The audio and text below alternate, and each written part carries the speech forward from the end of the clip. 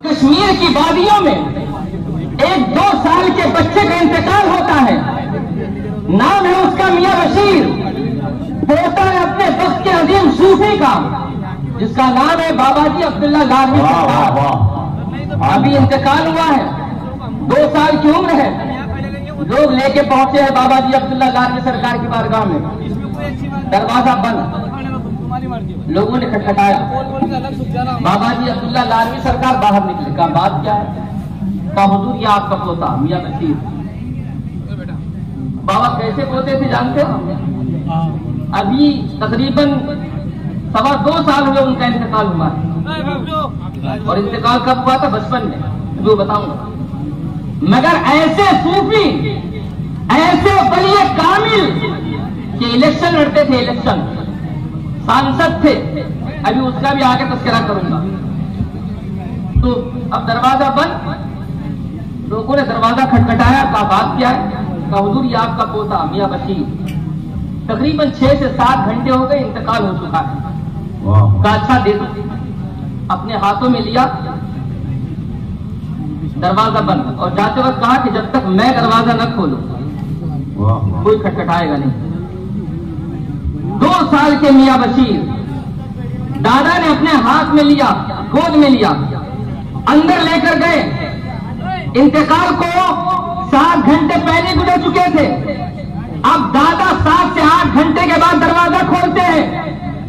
दुनिया ने देखा जिस मियां बशीर को गोद में लिया था वही मियां बशीर दादा की उंगली पकड़ के बाहर निकल रहा है।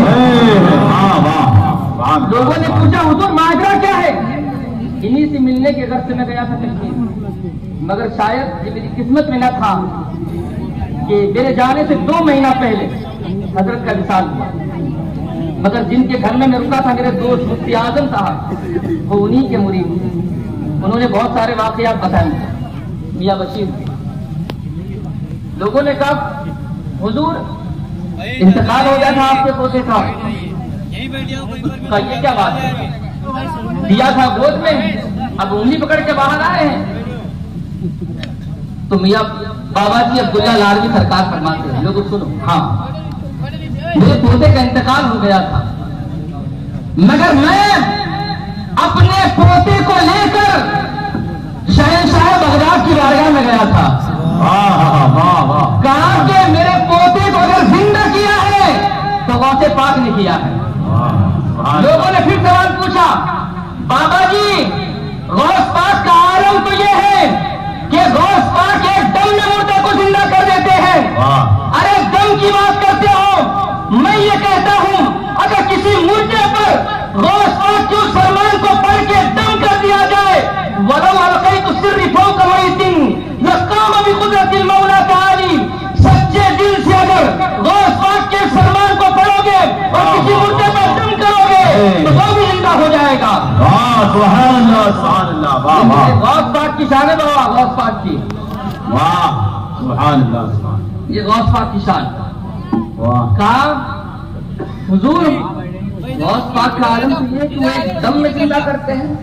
ये दम जो है ना, दम, ये चुटकी, इस चुटकी के बारे में बिलाए सरकार से कभी सुनना, ये चुटकी समझाएंगे वो। का एक दम में जिंदा करते हैं, मगर 7 से 8 घंटे लग गए आपको। कहा लोगों सुनो, सही कहते हो। गौस पाक ने मेरे पोते को एक दम में जिंदा किया है, एक नजर में जिंदा किया है, एक निगाह डाली और जिंदगी अता फरमाई।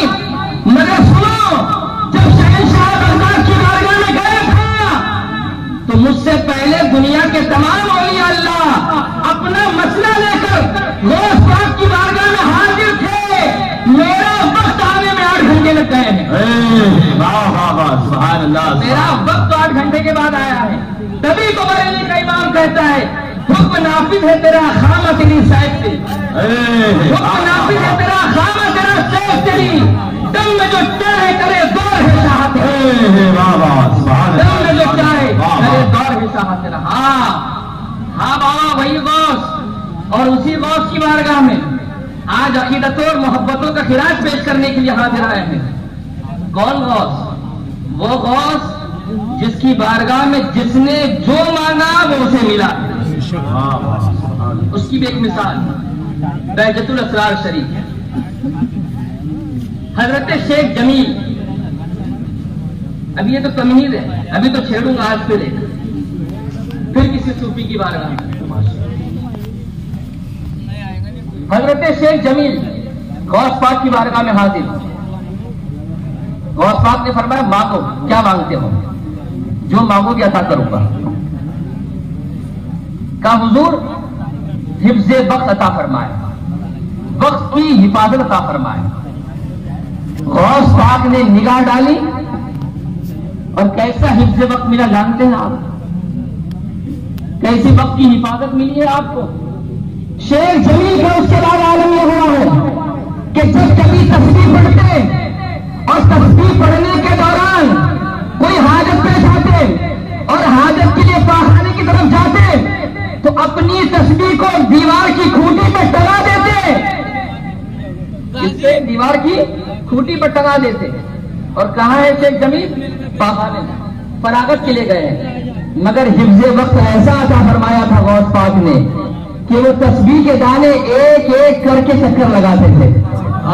वाह वाह, एक एक करके जिसने जो मांगा वो मिला। अब उलमा की तवज्जो, इन नाक़िदीन और इन बड़े बड़े बुजुर्गों की तवज्जो, किसने क्या मांगा गौस पाक से। मगर मैं अपनी कम इल्मी की बुनियाद पर इतना कह सकता हूं कि बरेली के इमाम ने जो मांगा है वो शायद किसी ने नहीं मांगा। क्या कहते हैं बरेली के इमाम? कहा तूने जो मांगोगे मिलेगा, रज़ा तुझसे तेरे सागिर है या गौस। वाह वाह वाह। कहा गौस पाक रज़ा आपसे आपको मांगता है, इसलिए मांगा के जानते थे जिसे गौस पाक मिल जाए उसे दुनिया की चीज मिल जाया करती है। सुभान अल्लाह। तभी तो एक मकाम पे कहा था मेरा दीन भी गौस पाक और मेरा ईमान भी गौस पाक। सुभान अल्लाह। बाबा यहाँ आओ, पहले बरेली आओ, बरेली तब समझ में आएगा।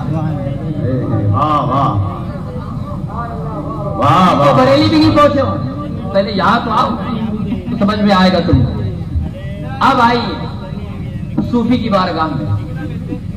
ये हजरत महमूद गज़नवी रहमतुल्लाह अलैह, साथ में है अयाज। बादशाह ने कहा अच्छा खुद भी सूफी है हजरत महमूद गज़नवी रहमतुल्लाह अलैह, विलायत के मनसब पर पाई। मगर बादशाह अयाज से एक दिन कहा अयाज एक दिन ऐसा आएगा कि मैं तुम्हें अपना लिबास पहनाऊंगा, अपनी जगह बिठाऊंगा और मैं गुलामों का लिबास पहनकर तुम्हारी जगह बैठूंगा। ये कहने पर एक मुद्दत गुजर चुकी थी। खिरकान की तरफ से गुजर हो रहा था। गुजर क्या बल्कि लिखने वालों ने लिखा, हजरत फरीदुल अत्तार लिखते हैं कि जब खिरकान के एक सूफी का शोहरा सुना है महमूद गज़नवी ने, भैया इधर देखो, बापू जब आएंगे तो हम जैसे काम हो जाते हैं तो आपको पता ही चल जाएगा। खिरकान में आए हैं हजरत महमूद गज़नवी, किसके लिए? सूफी का शोहरा सुना है, सूफी रहता है यहाँ, मर्द कलंदर रहता है, तो मुलाकात की गर्ज से आए, खास मुलाकात की गर्ज से। बादशाहों का आलम यह था उस दौर में, जब किसी सूफी का जिक्र सुनते, उसका शोहरा सुनते तो खुद मुलाकात के लिए सफर करके खिरकान। ये बादशाह ऐसी नहीं मिला करती है। बादशाह कैसे होती जानते हैं आप? तो आप दिल्ली की सरजमीन पर ये सुल्तान शमसुद्दीन अल्तमश है, अपनी सवारी पे एक नहीं दो तख्त बिछाते थे, एक तख्त नहीं। बादशाह कैसे मिलेगी समझाता हूं अभी आपको। अभी तो आचार संहिता लगी है ना, ये आचार नहीं बाबा, आचार नहीं, आचार है आचार संहिता। अभी खट्टा मिट्टा सब समझ में आएगा क्या आपको। पहले होता ये था कि आमदार जब खूबते थे तो गुवाहाटी जाना पड़ता था, मगर मुसलमानों का आलम यह है, इतने निचले स्तर पे मुसलमान आ गया है कि ये गुवाहाटी जाके नहीं बदलता है, ये गली बदलता है, पार्टी बदलता है। ये सस्ती शोहरत, तुमने अपनी इज्जत खुद खलाई है, तुम्हें जो मकाम दिया था दीन ने, अभी लेता हूं थोड़ा उनकी भी खबर। पहले इस बादशाह को तो सुनो आप। ये सुल्तान शमसुद्दीन अल्तमश है, सवारी पर 2 तख्त बिछाता है, 2 तख्त, एक सबसे ऊपर और एक नीचे की तरफ, 2 तख्त सवारी, एक ऊपर एक सबसे ऊपर और एक ऐसा बिछाता है, एक ऐसा लगाता तख्त कि जहां ऊपर बैठने वाले के कदम है। और बादशाह कहां बैठता? सुल्तान शमसुद्दीन अल्तमश। ये बादशाह कहां बैठते? ऊपर नहीं, नीचे वाले दरजे। बस का बादशाह मगर सवारी पर जब सवार होता है तो ऊंचाई पर नहीं बैठता, बल्कि नीचे वाले तख्त में बैठता है। और ऊपर किसे बिठाता है? किसी और को नहीं, कुतुबुद्दीन बख्तियार काजी को बिठाता है। बाबा कुतुब ऊपर, और जहां बाबा कुतुब के कदम, वक्त का बादशाह वहां बैठता, सफर करता। अब यहां से जो नुक्ता देना चाहता हूं उठा लीजिए। हजरत सुल्तान शमसुद्दीन अल्तमश ने प्रैक्टिकली तौर पर करके दिखाया, जब तक बादशाहत विलायत के कदमों से लगी होगी बाकी रहेगी।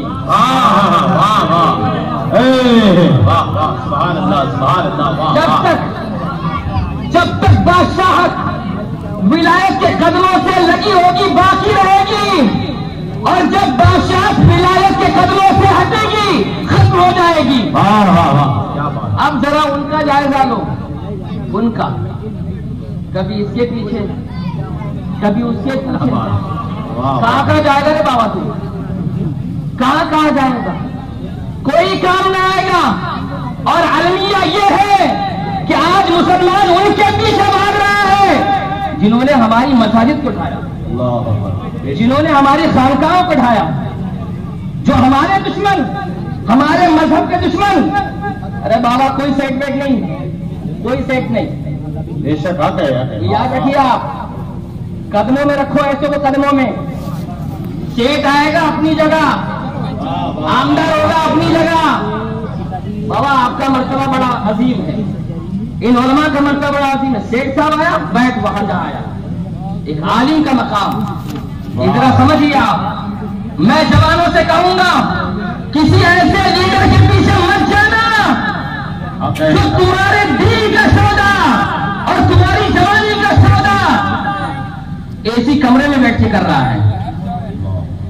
ऐसों के पीछे मत जाओ। और सुनो भुसावल वालों, एक पैगाम, कोई पूछेगा ना आपसे किसकी पार्टी में हो, तो बोलना सूफी साहब की पार्टी में। वाह वाह वाह, नारे तकबीर, नारे रिसालत, बैज़ाने हुजूर सूफी सरकार, नारे तकबीर। किसकी पार्टी में हो? जोर से बोलो, किसकी पार्टी में? सूफी साहब की। बाबा ये ऐसे है ना, ऐसे जिलानी सरकार ने एक नुक्ता सिखाया था मुझे, कहा था सैयद साहब जमीन के ऊपर वालों से उम्मीद मत रखो, उम्मीद रखना तो उनसे रखो जो जमीन के अंदर जा चुके हैं। क्या बात, वाह वाह वाह, सुभान अल्लाह, सुभान अल्लाह। वो दिन और आज का दिन उम्मीद किसी से नहीं। कोई आ गया तो आ गया साथ में, वाह क्या बात, वाह वाह, मीठा मीठा, हफा कड़वा कड़वा फूसू, ये तो आलम है आज का। सुनो, बादशाह कैसे मिलेगी? इन बलियों के कदमों से वाबस्ता रहो। जमाना तुम्हारा होगा, आमदार तुम्हारे पास आएगा, खासदार तुम्हारे पास आएगा। बाबा ऐसों के पीछे भाग रहे जिन्होंने मस्जिदों को ढाया, ओपनिंग करा रहा है उनको बुला के, ओपनिंग ओपनिंग करा रहा है। आएगा तुझे भी समझ। पैसों का जोर बचा नहीं है और बचेगा भी नहीं। और बोल मैं रहा हूं इसलिए जिम्मेदार मैं। फिर एक बात कहता हूं, अब आइए यहाँ हजरत सुल्तान महमूद गजनवी रहमतुल्लाह अलैह कहां पहुंचे? सूफी से मिलने के लिए। किससे मिलने के लिए पहुंचे? सूफी से मिलने के लिए। अब जब पहुंचे सूफी से मिलने तो तैयार किया है, काशिफ बनाया। अब सुनो, नुक्ते दे रहा हूं आज। और ये भी करम सूफी साहब का और गौस पाक का, ये हकीकत है। मुरीदी ला तखफ अल्लाह रब्बी, ये कसीदे गौसिया शरीफ, इसकी शरह पढ़ने के बाद रुक जाता था मैं कई कई जगह, बात समझ में आती नहीं थी। कई कई घंटे आज जो वाकया बयान कर रहा है उसको 5 घंटे मैंने लगाए हैं, सिर्फ पढ़ते पढ़ते, सिर्फ पढ़ते पढ़ते। मगर ये गौस पाक का करम, जिस पे जो राज खुला खुला, ये उनका करम, ये हमारा कमाल नहीं, ये उनका। वाह वाह वाह। एक को तैयार किया, कासिद बनाया, कहा जाओ, सूफी का बड़ा शोहरा सुना है मैंने, वहां जाना और उनसे कहना कि वक्त के बादशाह महमूद गजनवी आए हैं और खास आए हैं आपसे मिलने के लिए। खिरकान किसी और मकसद से नहीं आती, सिर्फ आपसे मिलने, मकसद यही, सूफी की बात है। और कहा कि जब तुम उनसे कहोगे और अगर वो इनकार करे, आने से मना करे, अगर आने से मना करे, बाकी चंद लम्हों में पहुंचेंगे और शायद मैं मुरीद इला तखत पे आज कुछ न कह सके, तो फिर कभी इंशाअल्लाह, मगर आइए इसी से बहुत कुछ समझेंगे आप। तो कहा कि अगर वो इनकार करे आने का तो फिर क्या करना, कहा कि उनके सामने इस आयत को पेश करना, अतीउल्लाह व अतीउर रसूल व उलिल अम्री मिनकुम। सुभान अल्लाह सुभान अल्लाह। उलमा माफ करें, आज मैं एक सूफी की बारगाह से जो उन्होंने तर्जुमे किए और जो उन्होंने लिखा है मैं उसको पेश कर रहा हूं। कहा कि अतीउल्लाह व अतीउर रसूल व उलिल अम्री मिनकुम, जाके कहो कि अल्लाह की इताअत करो, कुरान ने कहा रसूल की इताअत, और कौम का जो हाकिम है उसकी भी इताअत करो। अगर आने से इनकार कर देंगे तो ये कहना का ठीक है। कासिद गया सूफी की बारगाह में, सूफी की खानका में, सूफी की कुटिया पे, कुटिया होती है इनकी कुटिया, पहुंचा, सलाम जवाब का बात क्या है, का वक्त का बादशाह महमूद गजनवी तशरीफ लाए, सलाम भेजा है आपको। कहते हैं कि मैं खिरकान सिर्फ और सिर्फ आपसे मुलाकात करने के लिए आया हूं, आपको, इसलिए आप जहमत फरमाए और तशरीफ ले आए। सूफी तो वो भी थे महमूद गजनवी, मगर दर्जे होते हैं, इसलिए तो कहा था अगर इनकार कर दे तो यह आयत पढ़ना। उस सूफी ने इनकार क्या किया, कहा मैं नहीं जाऊंगा, होगा बादशाह अपना, मैं नहीं जाऊंगा। तो फिर इस कासिद ने वो आयत तिलावत की, अतीउल्लाह व अतीउर रसूल व उलिल अम्री मिनकुम, अल्लाह की इताअत करो, रसूल की इताअत करो, और कौम में जो हाकिम है उसकी इताअत करो। अब सुनना सूफी का जुमला, मेरे अजीज साथियों, कुरान की तफसीर अगर समझना है तो इन सूफियों की बारगाह में आओ कभी। इन सूफियों ने तफसीर की ना, वहां पसीने निकल जाते अच्छो अच्छो, तो कभी सूफियों की तफसीर पढ़ा कीजिए, कभी सूफियों की तफसीर।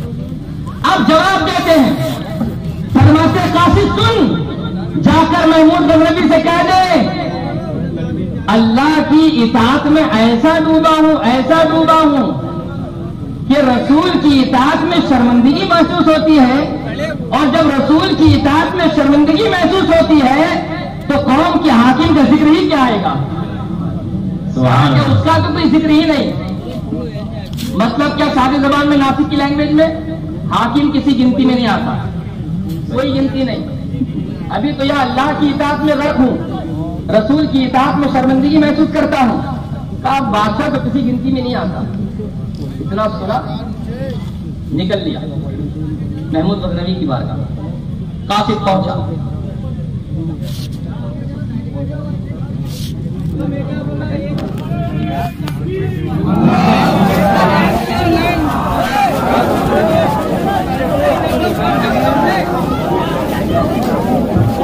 वीर भाई अपने एहतराम के साथ महल बनाए रखे।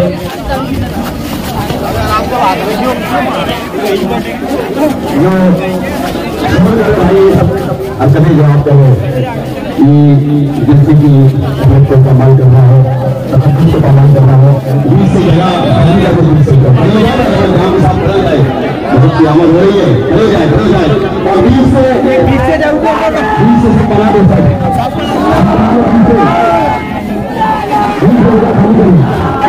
और ये तारों का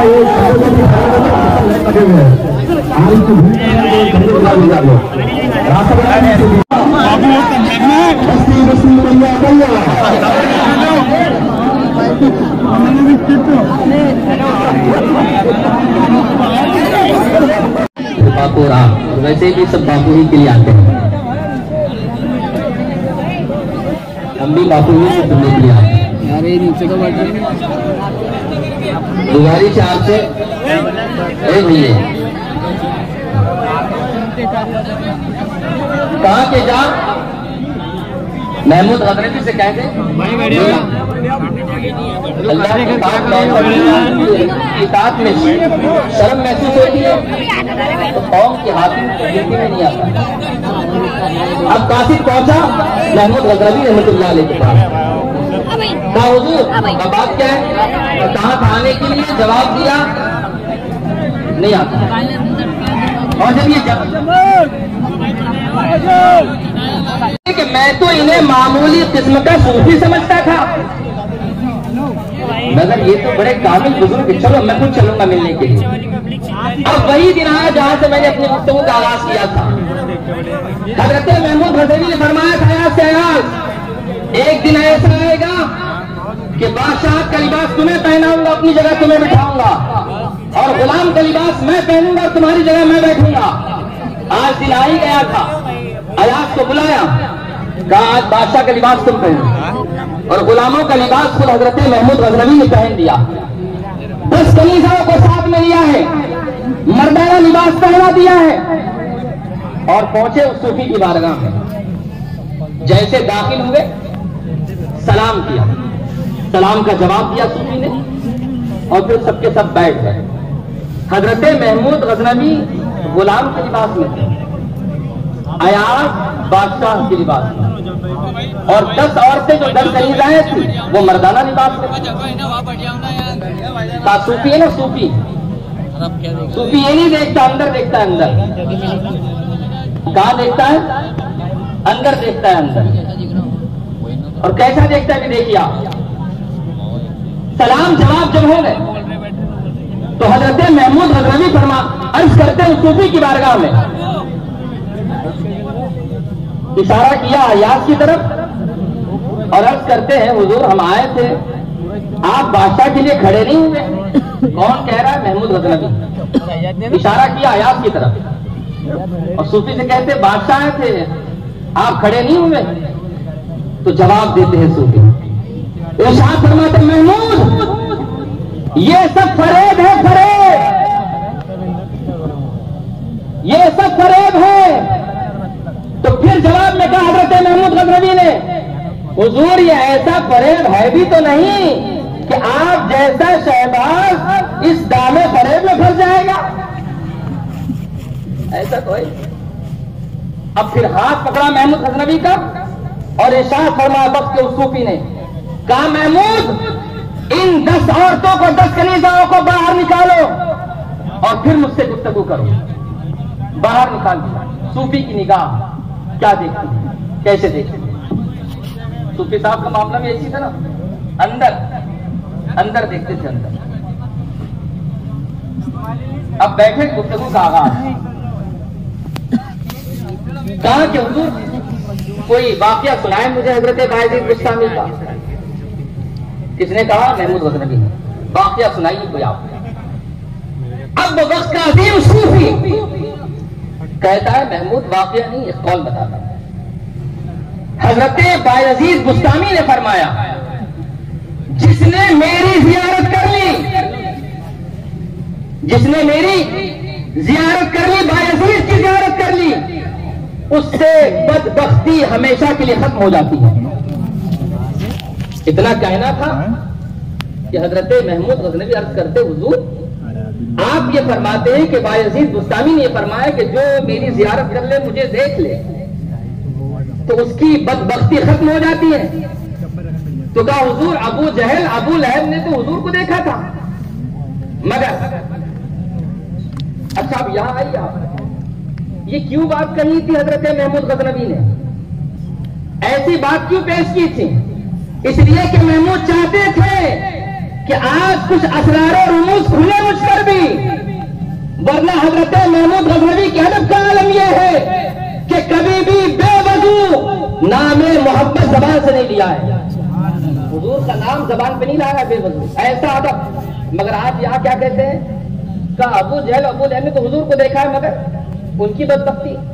अब जलाल आया सूफी को, इरशाद फरमाते महमूद अपनी विलायत में तसर्रुफ मत करो, अदब को मलहूज रखो।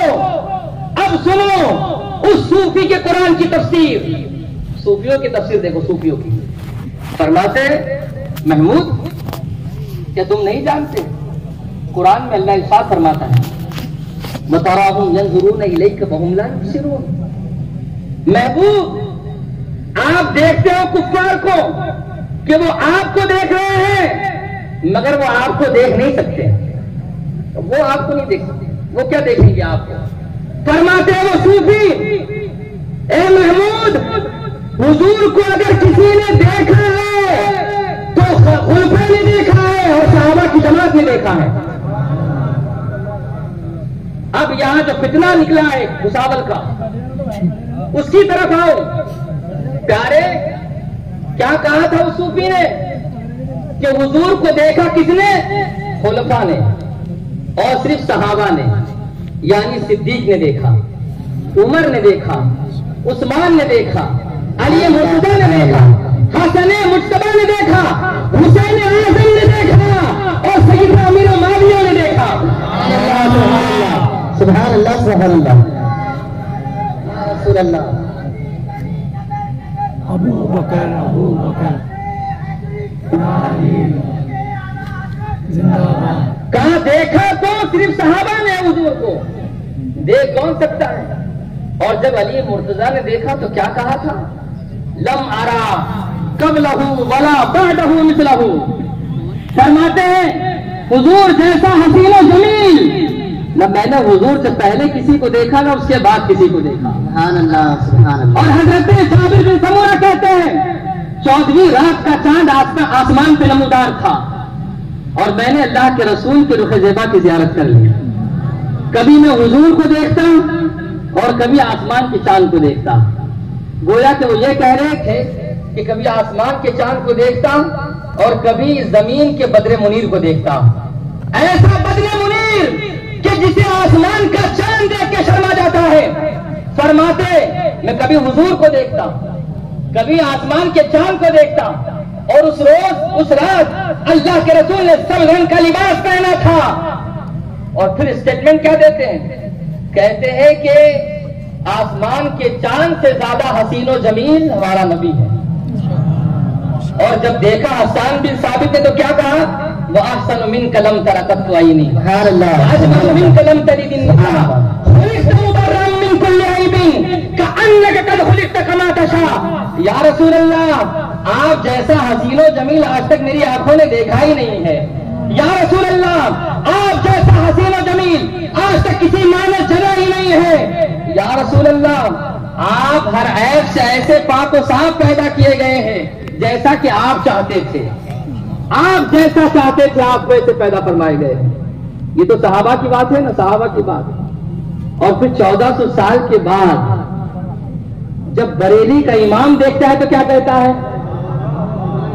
जब बरेली की इमाम ने देखा तो क्या कहा, बुलबुल ने गुल उनको कहा, कुमरी ने सर्वे जाफिदा, हैरत ने झुमझुला के कहा ये भी नहीं वो भी नहीं। और इतना ही फिर आगे कहते वो कमाल हुस्न हुजूर है कि गुमान नक्शे जहां नहीं, वही फूल खार से दूर है, यही शम्मा है कि धुआं नहीं। और तीसरे मकाम पे कहते सरवर कहूं कि मालिको मौला। बरेली का इमाम जब देखता है तो क्या कहता, सरवर कहूं कि मालिको मौला कहूं तुझे, बागे खलील का गुले ज़ेबा कहूं तुझे, तेरे तो बस ऐबे तनाही सहवरी, हैरान मेरे शाह में क्या क्या कहूं तुझे, ये कहूं वो कहूं क्या कहूं। तो बरेली का इमाम आखिर में कहता है लेकिन अल्लाह ने खत्म सुखन इसमें कर दिया, खालिक का बंदा खल्क का आता कहूं तुझे। वतराहुम यंजुरून इलैका वहुम ला युबसिरून। बहुत सारी तफसीर, हजरत सुलेमान का भी वाकया। मगर बापू जलवगर आखिर की तरफ आता हूं। गुफ्तगू चल रही थी, जब इतना सुना तो कहा कि हुजूर कोई नसीहत फरमाए। कौन कह रहा, महमूद गजनवी वक्त का बादशाह। बाबा बादशाह चाहते हो ना तो सूफी कदमों से लगे रहो। आज दिया उन्हें एक गुर, उसी को याद रख लोगे तो काफी है। किसकी पार्टी में हो, सूफी की। हाँ हमारी पार्टी सूफी साहब की पार्टी। कहा कि हुजूर कुछ नसीहत फरमाए। कहा कि बाजमात नमाज अदा करो, जिन चीजों से रोका गया उन चीजों से रुक जाओ, शफकत करो, सखावत को अपना शिआर बनाओ। फिर कहा तेजी के साथ आगे बढ़े। फिर कहा हुजूर दुआ फरमाए। तो फरमाते वो सूफी, मैं तो हर मुसलमान मर्द और औरत के लिए दुआ करता हूँ कि अल्लाह के अजाब से महफूज रहे। कहा हुजूर मेरे लिए कुछ खास दुआ फरमाए। तो फिर वक्त का सूफी कहता महमूद तुम्हारी आकिबत महमूद है, महमूद तुम्हारी आकिबत महमूद है। बहुत देर तक गुफ्तगू चलिए, बीच में आखिर में आते बिल्कुल जब जा रहा था हजरत महमूद गजनवी जब जा रहे थे तो रुके और कहा हुजूर कुछ इनायत फरमा दे, कुछ इनायत फरमा दे। सूफी ने अपना पैरहन निकाला और हजरत महमूद गजनवी को इनायत फरमाया। कहिए लो, और वहां से लिए और चलने लगे। जैसे ही चलने लगे तो वक्त का वो अजीम सूफी खड़ा हो गया। जब बादशाह आया था तो खड़े नहीं हुए और जब जा रहा है तो खड़े हो गए। हजरत महमूद गजनवी रुक गए।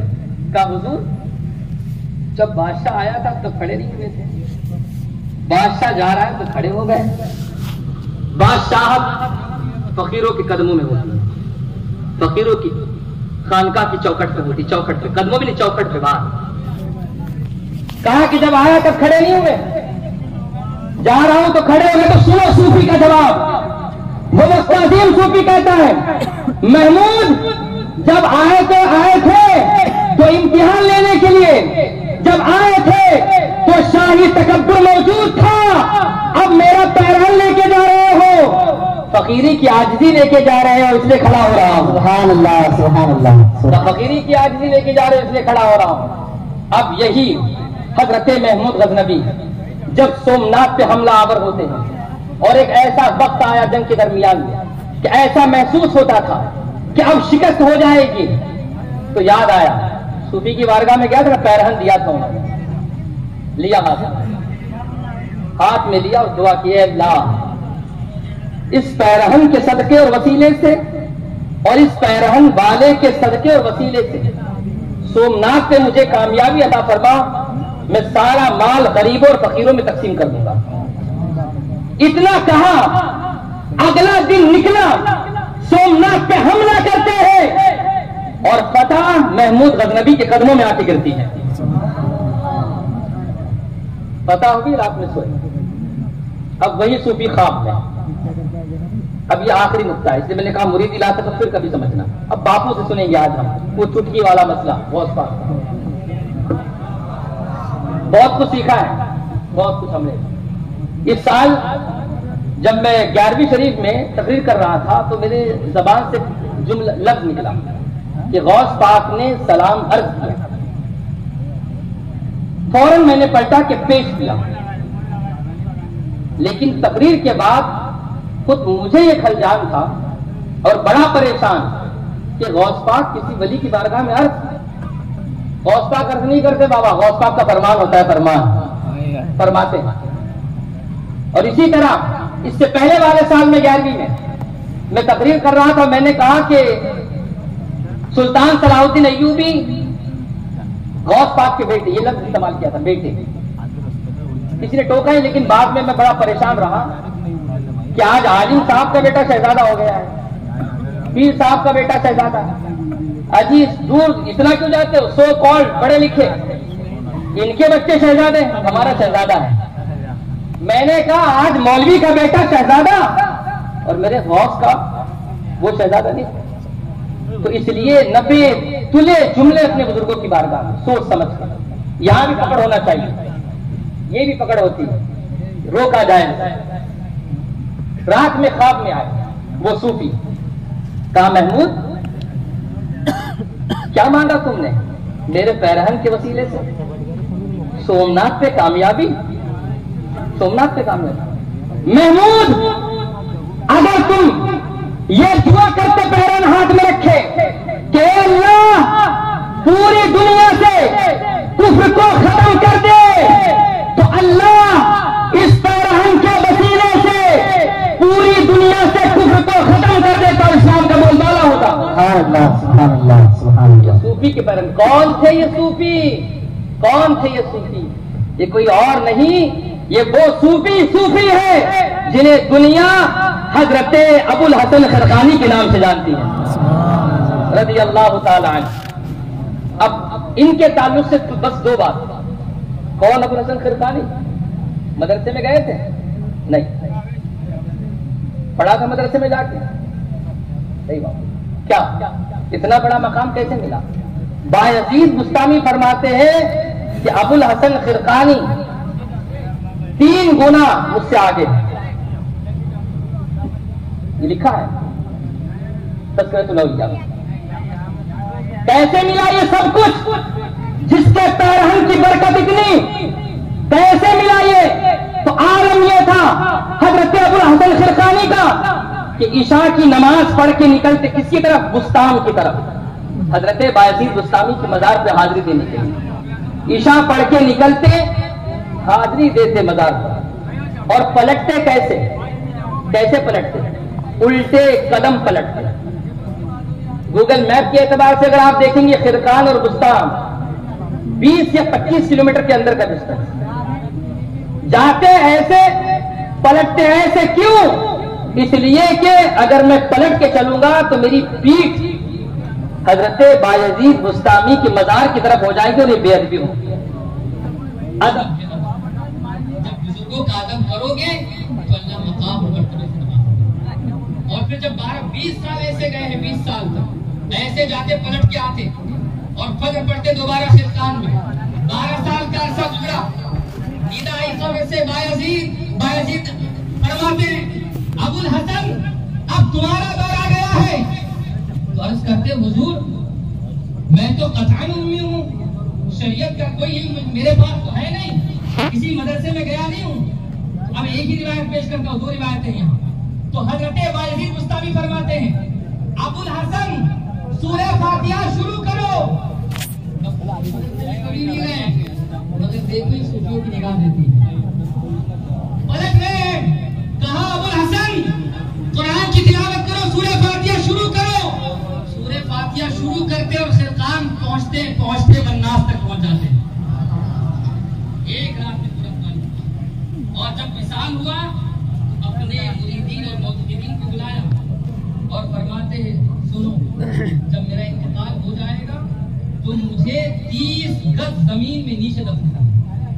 कितने गज? 30 गज जमीन में नीचे। कबाए रीजन का इसलिए कि बुस्ताम की सरजमीन खिरकान की सरजमीन से नीचे, ये ऊपर कहाँ की? खिरकान और बुस्ताम की। तो कहा कि मुझे 30 गज नीचे दफन करना ताकि मेरी मजार बायजीद बुस्तामी के मजार से ऊपर ना हो। ये अदब था, ये एहतराम था, और ये एहतराम ही निभाता है। परवरदिगार आलम की बारगाह में दुआ है कि परवरदिगार आलम हम सब को गौसे पाक के फैजान से मालामाल फरमाए। आप जो ऐलान कहा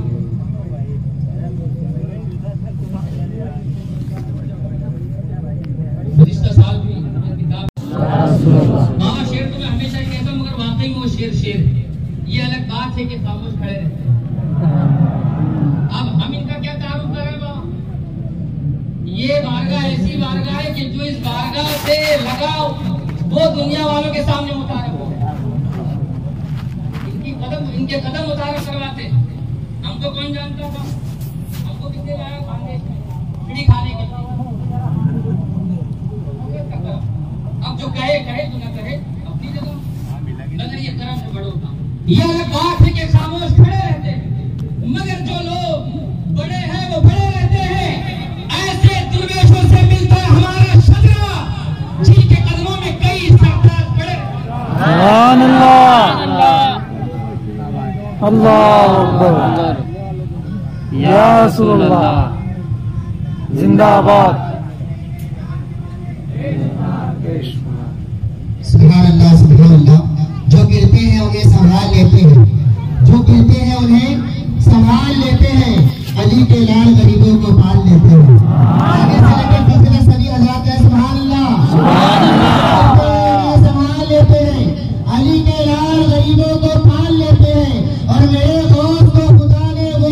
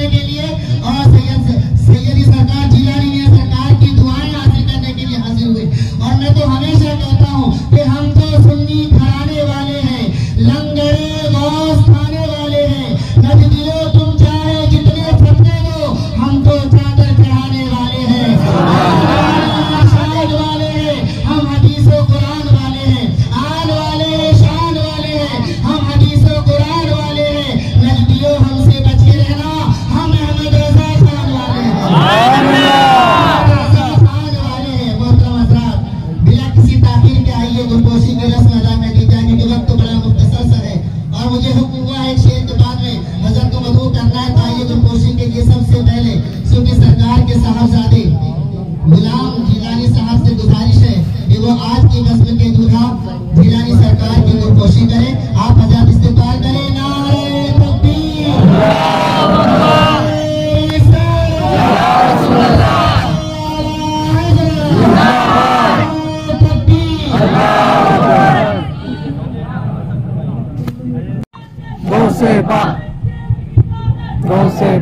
जनाब मौलाना कमरुज़ ज़मान साहब से गुजारिश है कि वो आज के नातखा हज़रत साबिर रजा अज़हरी साहब की गुलगोशी फरमाएं।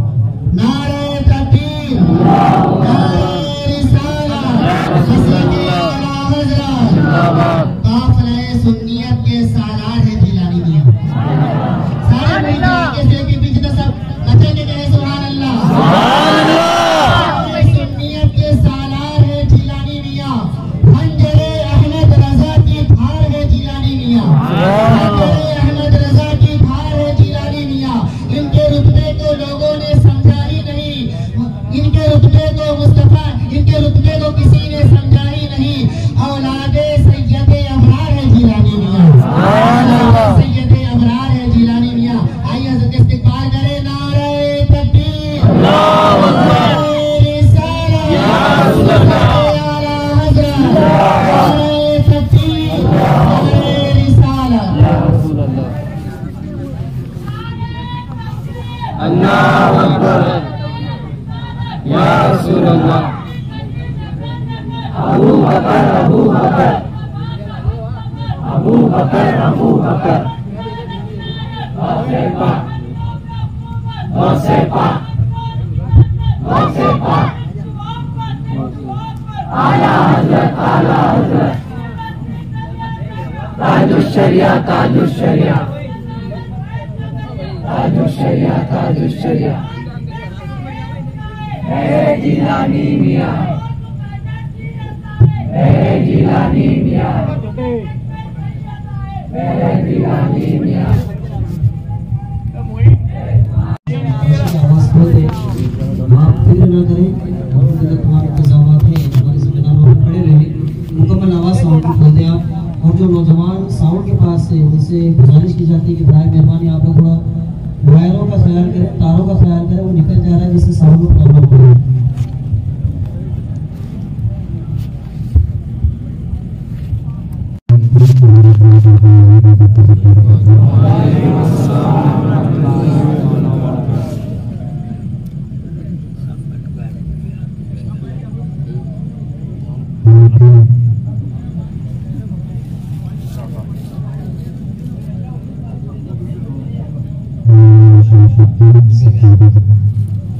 ये लोग खड़े नहीं, लाइट चमकना फंसा हुआ है, वो पायला हुआ है।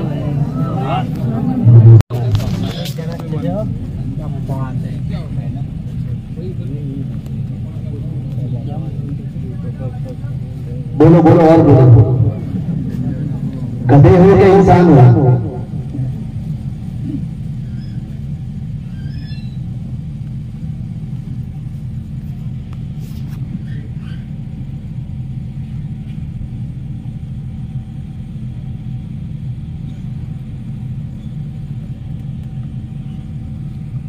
सखावी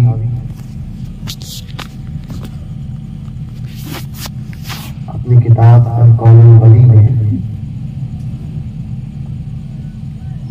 जिक्र फरमाते हैं कि एक शख्स जिसके इंतकाल के बाद किसी ने उसे ख्वाब में देखा,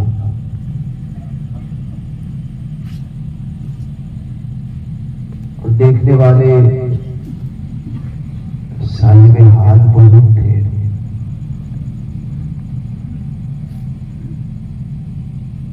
पूछा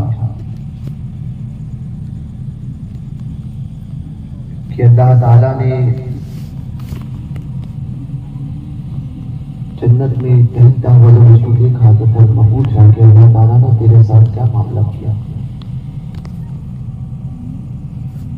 अर्ज की कि जन्नत की बागों में टहल रहा हूं,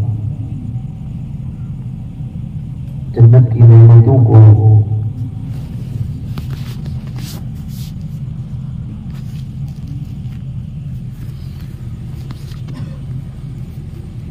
अल्लाह तबारक व तआला ने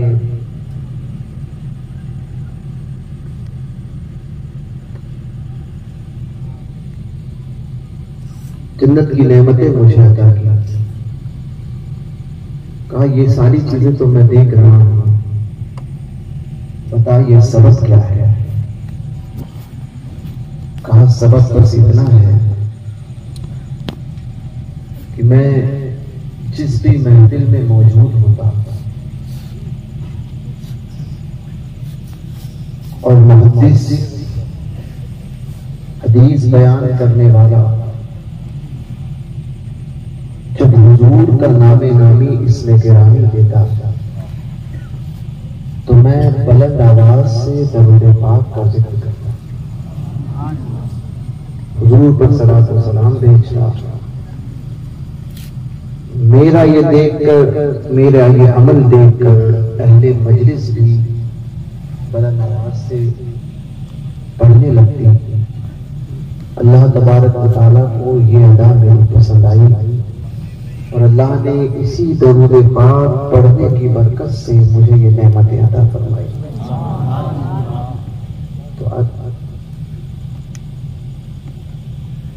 तो खुलूस और मोहब्बत के साथ, दिल की गहराइयों के साथ, इस अकीदे के साथ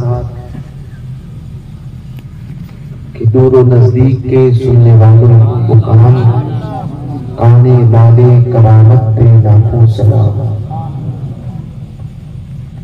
बारगाह नबी सल्लल्लाहु अलैहि वसल्लम में दरूद पाक का हदिया पेश करें। अल्लाहुम्मा सल्ली अला सय्यिदिना व मौलाना मुहम्मदिन नादिल जूदी वल करम वालिही व अस्हाबिही अजमईन व बारिक व सल्लिम।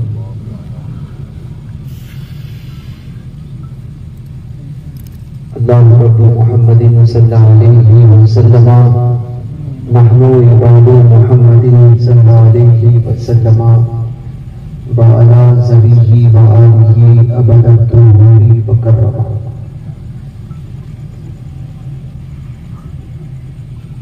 मुझसे बेशतर आपने उलमाए अहले सुन्नत के बयानात को समाअत फरमाया।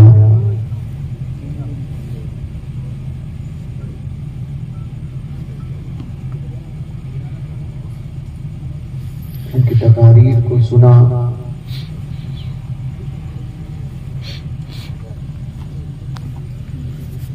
उर्स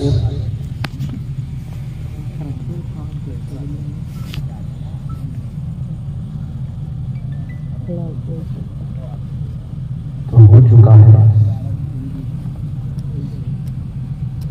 मैं सिर्फ कुछ बातें अर्ज करके निकल जाऊंगा। उससे पेशतर मौलाना सैयदुद्दीन साहब के बुला ने बात किया था और सूफी पर जोर दिया।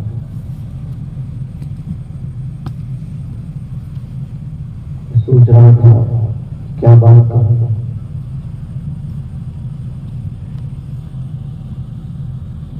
दाता साहब की वो बात मेरे जहन में आई।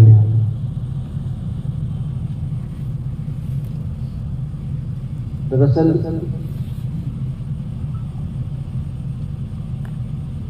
मुरीद कैसे होना चाहिए, शेख किसको कहते हैं, ये हमें पता ही नहीं है। शेख की बारगाह के आदाब क्या है, ये हमें पता ही नहीं है।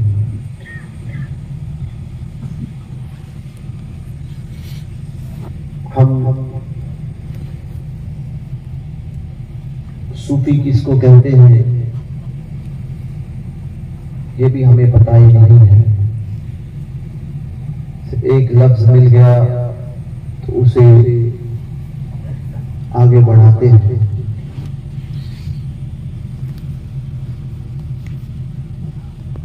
सूफी की खूबियां क्या है,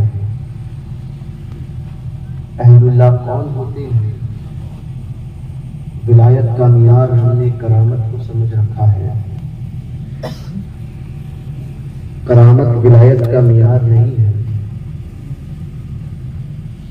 मियारे करामत, मियारे विलायत कुरान देता है।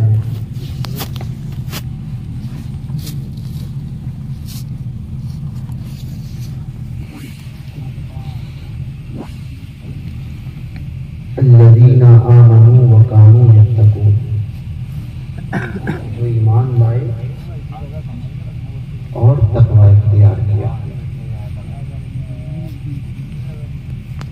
बहरकैफ मेरा ये मौजू इस वक्त नहीं है, मैं सिर्फ चंद बातें अर्ज करूंगा। सूफी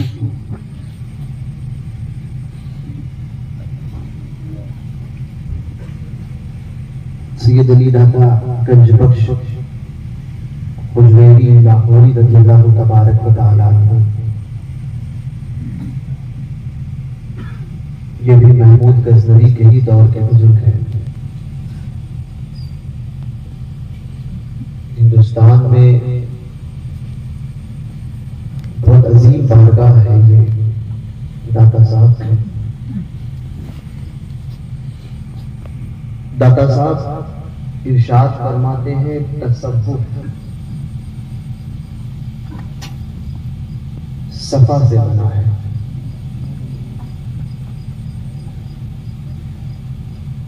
तसव्वुफ सफा से बना है, यानी तमाम बुराइयों को अपने दिल से पाक करना, निकाल देना।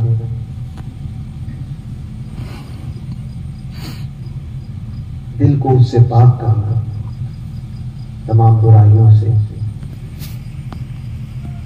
बुराइयों को दिल से निकाल देना।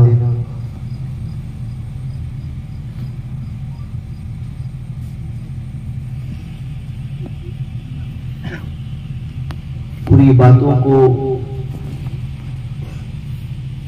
तर्क करना, अल्लाह उसके रसूल की इताअत करना,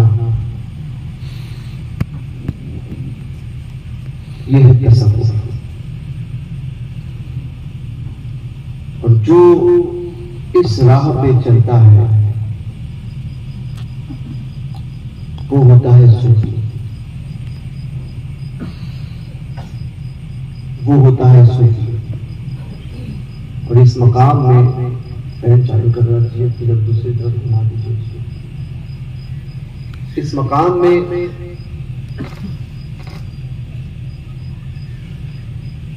कुछ चीजें ऐसी है, थोड़ा इस तरफ मेरी तरफ और इस तरफ इसको इस तरफ घुमा।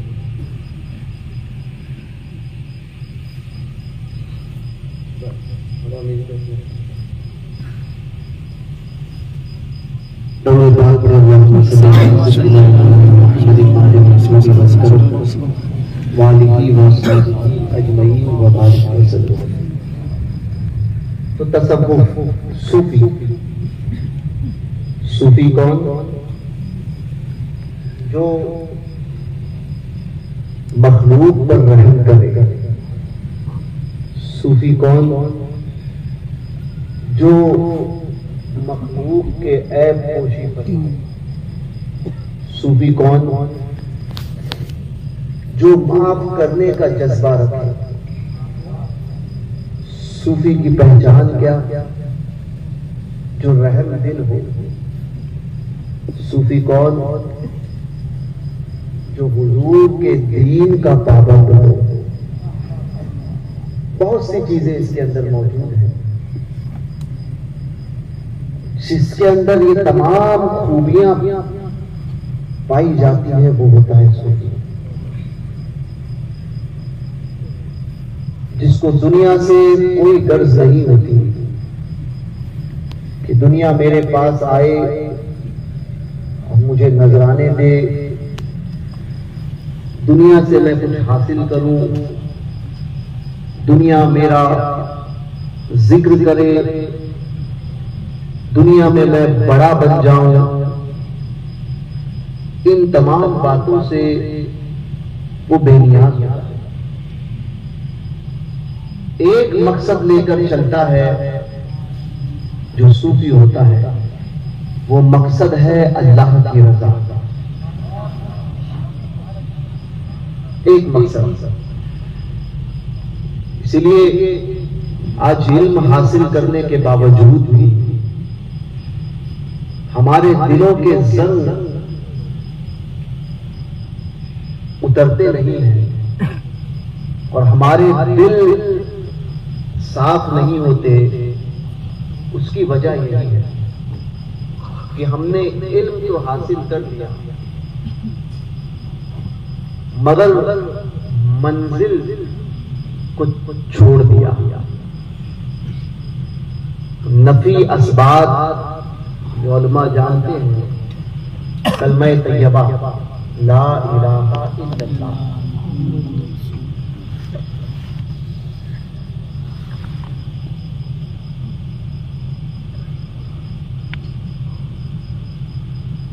ला इलाहा इल्लल्लाह, ला इलाहा ये नफी है, इल्लल्लाह साथ है। मुफ्ती साहब तवज्जो दें। सूफिया फरमाते हैं, जैसे हम पढ़ते हैं, हजारों बार तस्बीह पढ़ते हैं, फर्क नहीं पड़ता। लोग अक्सर, आज भी किसी साहब ने फोन किया, इत्तेफाक से फोन चालू था, वो कह रहे हैं कि राहे सुलूक को तय करना है, फला फला फला फला इजाजत मेरे पास है।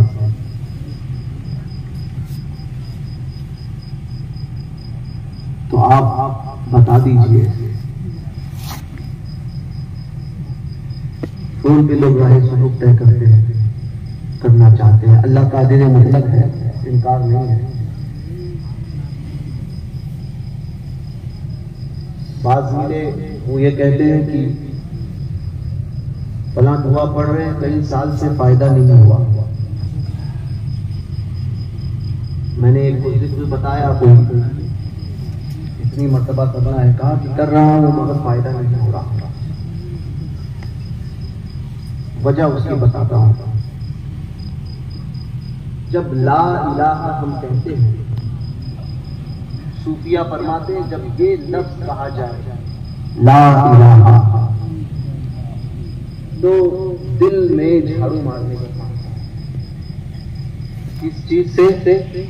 दुनिया से, दुनिया की हर चीज से। ला इलाहा इल्लल्लाह बोलते वक्त क्या दिल में होना चाहिए? 3 चीजें सूफिया फरमाते हैं। ला मक़सूदा इल्लल्लाह, ला माबूदा इल्लल्लाह, ला मौजूदा इल्लल्लाह, ला मशहूदा इल्लल्लाह। जब ये बात पैदा होगी, कोई नहीं है सिवाय तेरे, और ये झाड़ू जब दिल पे लगेगी, तब इल्लल्लाह का नूर दिल में उतरता है, तब होता है। ज़बान से लाख मर्तबा आप जिक्र कर लो, और दिल में यही है कि दुनिया पाऊंगा, ऐसे पावर मिल जाए कि लोगों की जब चाहूं तजलील कर लूं, ऐसा हो जाऊं कि लोग मेरे पीछे घूमे। तो फिर ये जिक्र तूने किया दुनिया के लिए, खुदा के लिए रहा क्या? सूफी कैसे बन सकता हूं? एक बात, सबसे अहम बात, चूंकि हालात इतने नाजुक हो चुके हैं, हम और आप सब उसमें मुलविस हो चुके हैं। हमने अमामे बांध दिए हैं, टोपियां पहनी, जुब्बा पहन लिया, सलीके से उठकर आ गए। हम समझते हैं कि देखने वाले हमें समझेंगे कि हम बहुत बड़े सूफी हैं।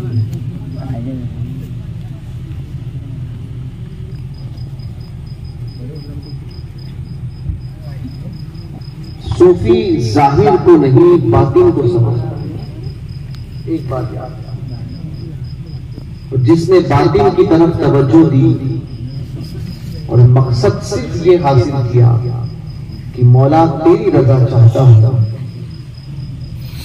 तुझे पाना चाहता हूं, वो पार हो गया। और जो जिक्र ही इसलिए करे ताकि कोई अचानक वाली बात करामत हो जाए, तो वो दुनिया ही में उलझ कर रह जाएगा। सूफी की एक सिफत होती है माफ करना, सूफी की एक सिफत होती है दरगुजर करना, सूफी की एक सिफत होती है ऐब पोशी करना। यहां उर्स में सूफी के उर्स में आए हैं। अपने दिलों पर हाथ रखो, अपने गिरेबान में झांको, क्या इन तीन औसाफ में से कोई भी बस आपके अंदर है? आपका ज़मीर खुद गवाही देगा कि एक भी बस आपके अंदर नहीं, इल्ला माशाअल्लाह। खुलकर बात करने का आदी नहीं, क्योंकि बुजुर्गों की जात से कुछ सीखने के लिए हम आते हैं और उसका मकसद ही ये है कि अपनी बुराइयों को छोड़कर हम अच्छाई की तरफ आए। उन बारगाहों से पैसा मिल गया, किसी साहब की मजार पे आके औलाद हो गई, ये दुनियावी फैज है भाई। फैज असल ये है कि बेनमाजी था और नमाजी था, चेहरे पर दाढ़ी नहीं थी, दाढ़ी आ रही, गीबत करता था छोड़ दी, जाहिल का इल्म दीन की तरफ गया। असल फैज जिसका ताल्लुक आखिरत से है, बाकी रहने वाला वो होता है बुजुर्गों का असल फैज। और ये पैसे नहीं है बाबा काम करवा दो, और जो वो पैसे नहीं है मेरा जो वो ये काम हो जाए, तो फिर ऐसा होता है कि वो टुकड़े डाल दिए जाते हैं। ये कुत्ते आए हैं तो भौ भौ भौ कर रहे हैं, समझ रहे? जब कुत्ता घर के बाहर भागता है तो क्या होता है, टुकड़े तोड़ के डाल देते हैं, कभी कभी ना चाहते हुए टुकड़े डाल दिए जाते हैं कि भाई बहुत चिल्ला रहा है, टुकड़ा डाल दो शांत हो जाएगा। तो ये ऐसे टुकड़े होते हैं, टुकड़े डाल दिए, दुनिया का कुत्ता है, डाल दो इसकी ये चीज पूरी कर दो, चला जाएगा। हम समझते हैं हजरत ने बड़ा फैज फरमाया। असल फैज अगर उनका होता, क्योंकि तुमने तलब ही वो की जिससे जिंदगी भर वो भागे। अल्लाह वाले जिंदगी भर दुनिया से भागते हैं और तुम दुनिया मांगने के लिए उनके दर पे जाते हो।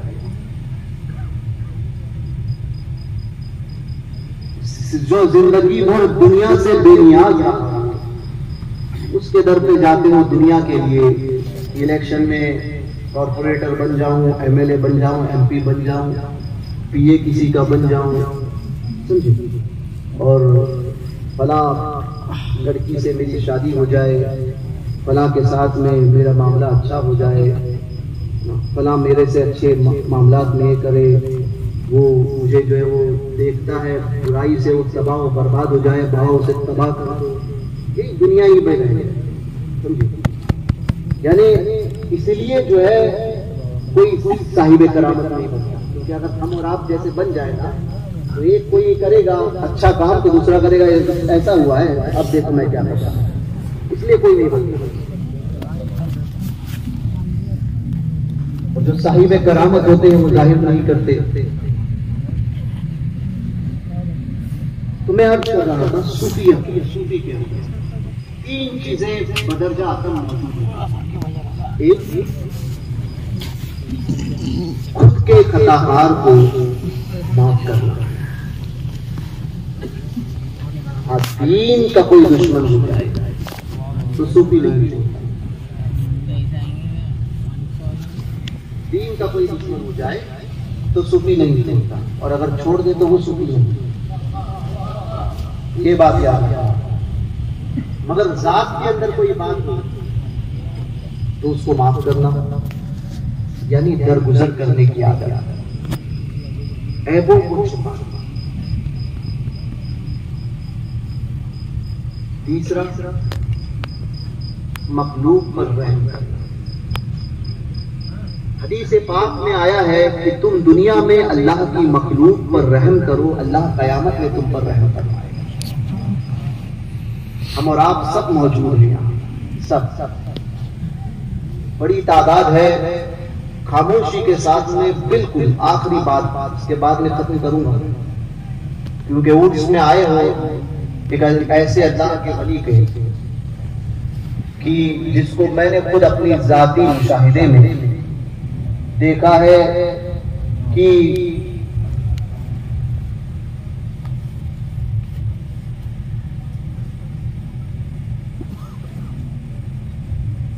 ऐसा कष्ट था कि अच्छे अच्छे लोग करीब आने से डरते थे। लोग कहते थे कि यार जो बोलते हैं एक्सरे मशीन है, फौरन बता देते हैं, सब कुछ खोल के रख देते हैं। मैंने यही कहा, गुनहगार तो हम जैसे लोग भी हैं, क्यों हम पर शफ़क़तें फरमाते रहते हैं। एक चीज मैं समझता हूं, बुजुर्गों की बारगाह, मियां बुजुर्गों की बारगाह में जाओ तो दिलों को साफ रखे। अपनी जात में कितने भी गुनहगार रहो, एक और बात है, दिल साफ होंगे तो पर्दापोशी होती रहेगी। और दूसरों के ताल्लुक से ये सोचते हो कि उसके पर्दे हम उठाते रहे, और फिर बुजुर्गों की बारगाह में जाओगे तो तुम्हारे पर्दे नहीं रखे जाएंगे। एक बात जिन जिन के उठे हैं वो खुद सोच लें अपने ताल्लुक से। मैं कहता हूं सूफी, ये तीन चीजें, कभी हमने इन तीन चीजों को जिंदगी में अपने ढालने की कोशिश की है? जवाब नफी में मिलेगा, क्योंकि नफ्स इतने मोटे हो चुके हैं, इतने मोटे हो चुके हैं कि हम पसंद ही नहीं करते। हम तो सोचते रहते हैं कि आज किसकी इज्जत को उछालने मिल जाए। माजी करीब में चंद दिन पहले भुसावल में ऐसे ही कुछ मामला पेश आए। गाहे बगाहे सैयद साहब के जरिए ही मुझे कुछ इत्तलाएं मिली। अफसोस हुआ सब पर।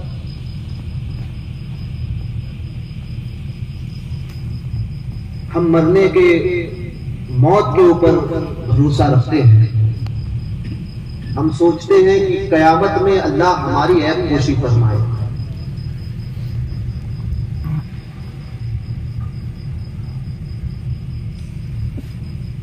और फिर ख्वाहिशमंद है दुनिया में किसी की इज्जत को उठाने के।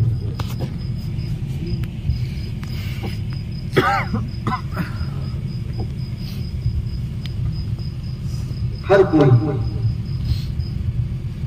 एक बात कहूंगा, याद रखिए, कुरान मजीद में सूरह फातिहा में 3 आयतें शुरुआत में रखी गई।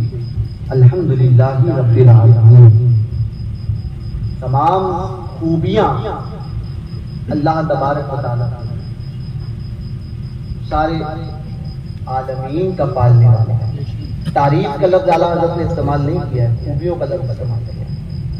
इस पे तवज्जो दीजिएगा, सरकार आला हजरत ने खूबियों का लफ्ज इस्तेमाल किया है, तारीफ नहीं फरमाई है। तर्जुमा अक्सर लोग करते हैं तमाम तारीफ, आला हजरत ने तारीफ नहीं खूबियां ली, तमाम खूबियां। आप कहेंगे तारीफ और खूबियों में क्या फर्क है? तारीफ उस चीज को कहते हैं कि आप ने साबिर रज़ा साहब पढ़ रहे हैं नात शरीफ, आपने दाद दी, खूब बहुत अच्छा पढ़ा, बहुत अच्छा पढ़ा, बहुत अच्छा पढ़ा। आपकी जब तक दाद मिलती रहेगी तारीफ होती रहेगी। आप खामोश तारीफ करते हैं, और खूबी जात के अंदर मौजूद है। कोई करे न करे, वो किसी चीज की मोहताज नहीं है, खूबी जात में होती है। इसलिए आला हजरत ने फरमाया, तमाम तर्जुमा जो किया, तमाम खूबियां अल्लाह का। अर्रहमान अर्रहमान, जो रहमान है रहीम है। और फिर तीसरी आयत है वो मालिकी यौमिद्दीन। पहले अपनी खूबी बयान की, फिर दूसरी आयत को बयान किया, अपनी सिफत को बयान किया कि अल्लाह रहमान भी है, रहीम भी है, और फिर मालिक यौमिद्दीन। अता हो जाए अल्लाह की बारगाह में तौबा करो, अल्लाह को बख्शने वाला मेहरबान है।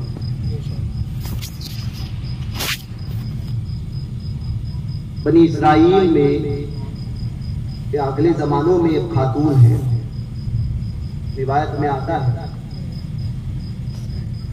क्या करती थी वो? तवायफ समझते हैं ना? तवायफ की तवायफ।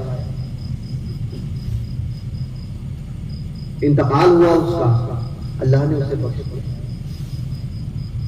पूछा गया कि ये बख्शिश या अताएं कैसी? बख्शिश या अताएं कैसी? कैसे बख्शिश हो गई? और अल्लाह ने क्यों बख्शा उसको? तो अल्लाह बेनियाज है। वो खातून थी, तवायफ थी। एक मर्तबा एक कुत्ता, जिसको आज चलते फिरते बाज लोग होते हैं जो चलते फिरते मारते हैं, देखते हैं कि अगर वो आपको तकलीफ ना भी पहुंचा रहा है तो मारो उसको, ये काम करते हैं। तो एक कुत्ता था जो प्यास की शिद्दत की वजह से तड़प कर जान दे रहा था कुएं के पास।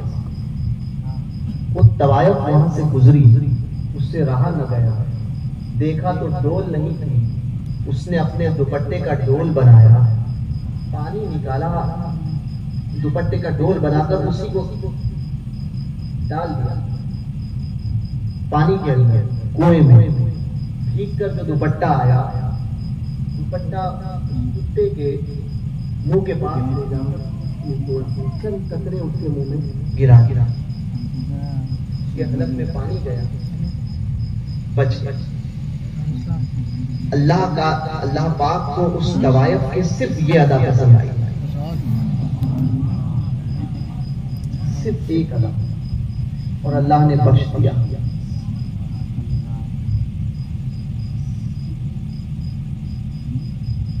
बख्श दिया।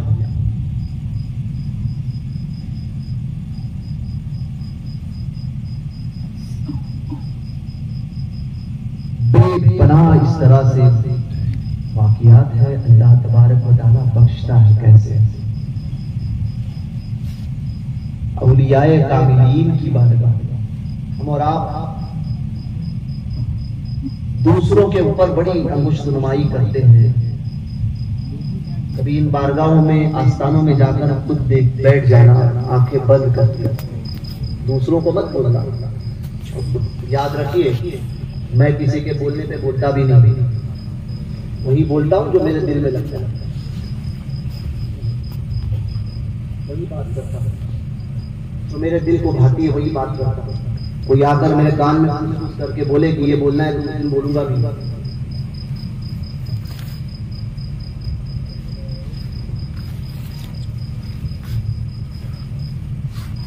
आज आ रहा था, सोच रहा था कि क्या बोला। एक किताब पढ़ी थी दाता साहब की, कश्फुल महजूब शरीफ, जो मुझे बहुत पसंद है। वो उसके चंद औरात पलटे और फिर रिसाला शहरिया को कुछ देख रहा था, और कि कमेटी वालों ने कल से जो है वो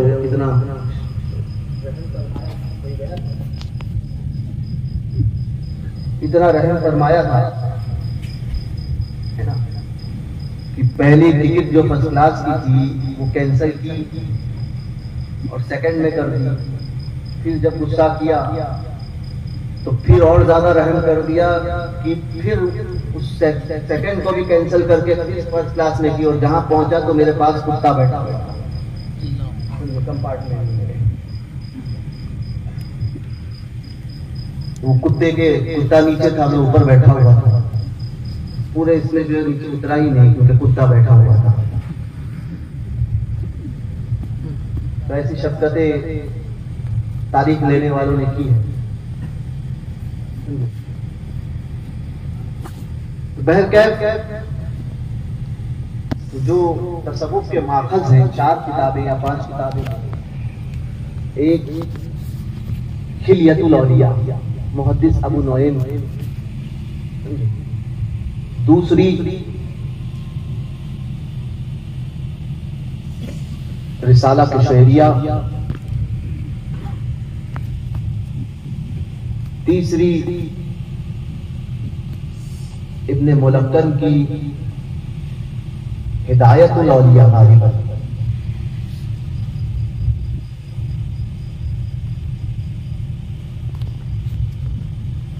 और चौथी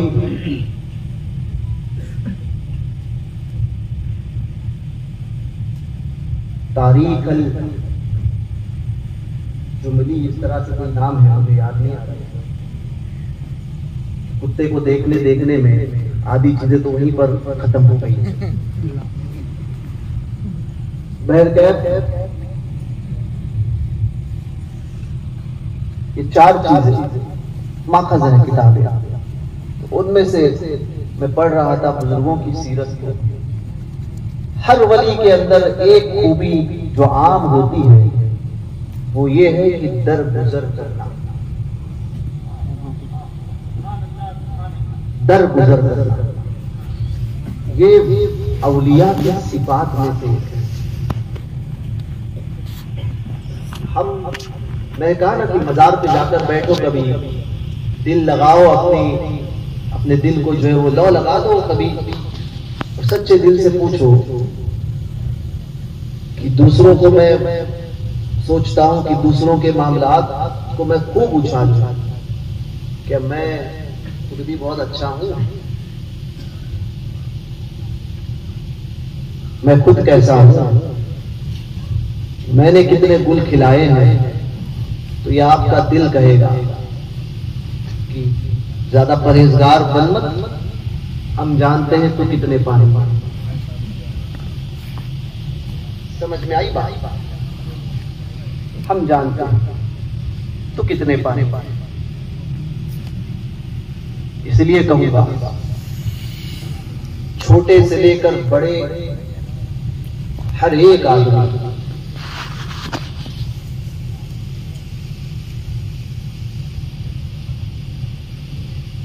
कुछ खताएं नहीं होनी चाहिए, ये और बात है। हो गई और कोई सिद्क दिल से तौबा कर ले तो तौबा का दरवाजा आपने नहीं खोल के रखा है जो आप कबूल नहीं करोगे। समझे? तुम और हम नहीं है कि हम जाने नहीं देंगे। समझे? तौबा की मामला जो है रब की तरफ से। अल्लाह जब कबूल करता है तो बंदा कौन है कि ना कबूल करे? बंदे को किसने हक दिया? ये अड़के रहे, नहीं कबूल हुई, नहीं कबूल हुई, नहीं कबूल हुई। तो यही कहूंगा कि हम में से हर एक को उस मंजिल से जाना है कि हाय गाफिल वो क्या जगह है जहां 5 जाते हैं 4 फिरते हैं, हर एक कुछ गुजरना है, हर एक। हम में से कोई बाकी नहीं रहेगा, कोई ना ऊपर न नीचे, हर एक उस मंजिल पर पहुंचेगा। हाय काफिल वो क्या जगह है जहां 5 जाते हैं 4 फिरते हैं। 5 जाते हैं, 4 कंधा देने वाले और 5 जनाजे। 5 जाते हैं 4 फिरते हैं, दफन कर दिया और चारों लौट गए। हाय गाफिल वो क्या जगह है, हम में से हर एक को जानता है।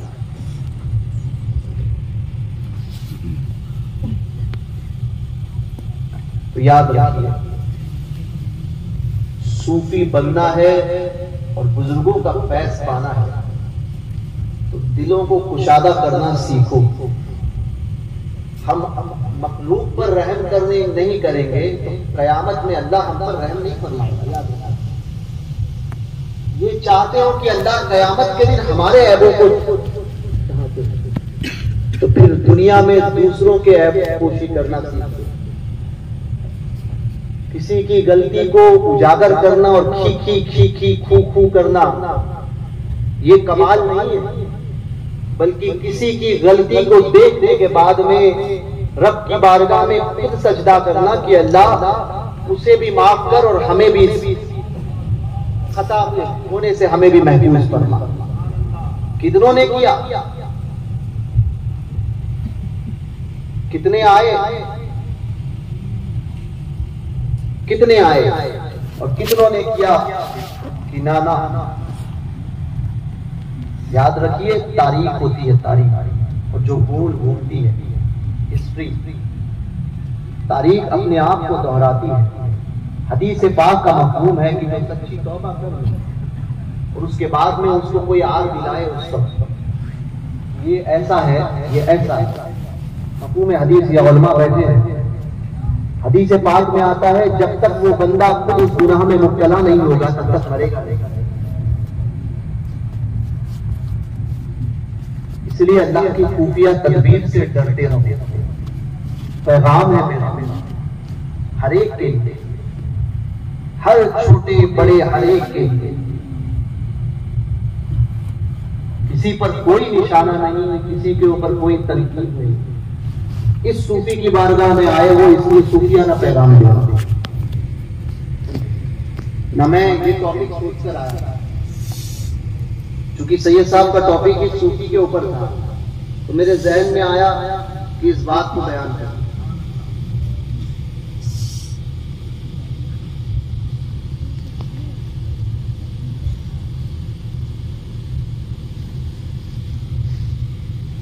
हर एक को चाहिए कि अपनी आखिरत की फिक्र करे, अपना मुहासबा करे। अल्लाह की बारगाह में हम सबको पहुंचना है। और फिर कभी ये तो ख्वाहिश करो, हदीस पाक में आता है कि कयामत के दिन ये अमल का मामला पेश होने वाला होगा। उससे पहले कुछ चेहरे ऐसे होंगे जिनके चेहरे चौधरी के चांद जैसे चमकते होंगे। कुछ चेहरे ऐसे होंगे, चौधरी का चांद जिस तरह से चमकता है उनके चेहरे ऐसे चमक रहे हैं। अभी मीजान लगा नहीं है, अभी मीजान लगा नहीं है, अभी हिसाब किताब बाकी है। अल्लाह फरमाएगा कि उन चमकते हुए चेहरों को पहले जन्नत में दाखिल करो। मीजान नहीं लगा है, हिसाब किताब नहीं हुआ है। कौन होंगे वो? जो बेहिसाब जन्नत में दाखिल होंगे। यही अहलुल्लाह, यही अल्लाह वाले, ये मेरे गरीब नवाज। इन तमाम सूफियों की तारीख को उठाकर देख लो, एक चीज मिलेगी, मखलूक पर रहम करो, रहम करो, रहम करो। रहम करना सीखो। व्हाट्सएप की दुनिया से बाहर आओ। किसी की गुर्बत का, किसी की कमजोरी का, किसी के मामलात का कभी मजाक न उड़ाओ। दूसरी बात, मैंने इससे पिछले साल के जलसे में भी कहा था कि अपने माहौल में देखो कि आपकी घर की बच्चियां कोई बेवा है, कोई यतीम है, किसके घर में कोई सहारा नहीं है, तो कोशिश करो ऐसी बच्चियों के घर की परवरिश आप कर सको। कोशिश करो।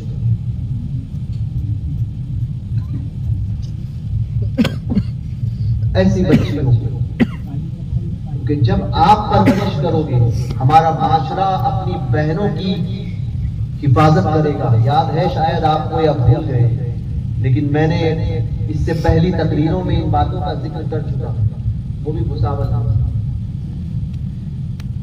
अपनी बहनों की तरफ देखो तो फिर सौदे नहीं होंगे, कहीं जाना नहीं पड़ेगा। कुछ मजबूरी होती है जब औरत अपने घर से कदम को बाहर निकालती है, तो अपनी उस बहन की, अपनी उस माँ की मजबूरी को समझो, और अगर इस्तिताअत अल्लाह ने दी है तो उसकी उस कमी को पूरी कर दो कि माँ बहन तुझे घर से निकलने की जरूरत नहीं है, हम अपनी इस्तिताअत के हिसाब से तेरे घर में पूरी चीजें पहुंचा दिया करें।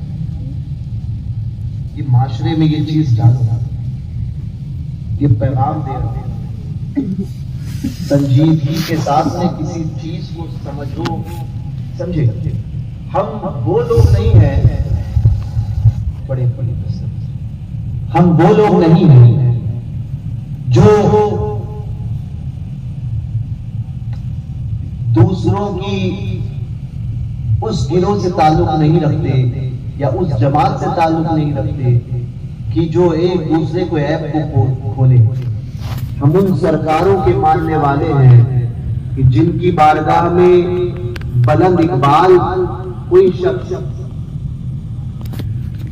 जो बज़ाहिर दुनिया में एक गैर फितरी काम करता हो और वो भी चला जाए और कुछ लूटने के चक्कर में चले जाए तो उसको भी विलायत कर दस्तगीर को देख लो।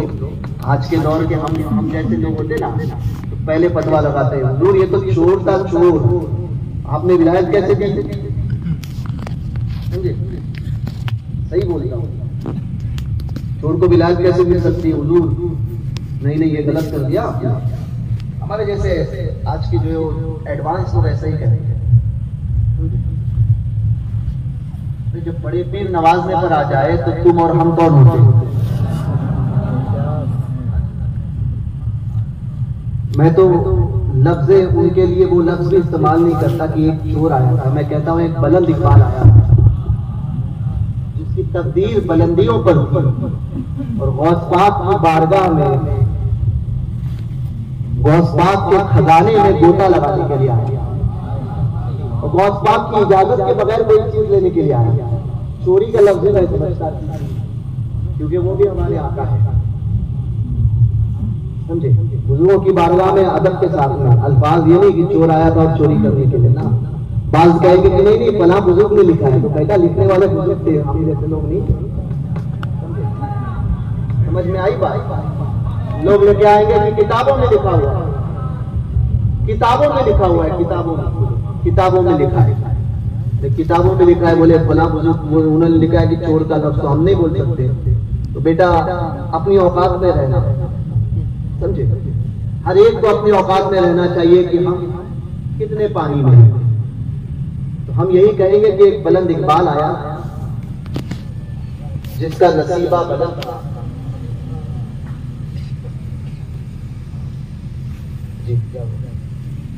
जिसका नसीबा बुलंद था और गौस पाक की बगैर इजाजत कोई चीज लेने के लिए आया और गौस पाक ने पकड़ लिया और पहुंचा दिया विलायत के अंदर। ये गौस पाक की अता है भाई, हम कादरी है, कादरी।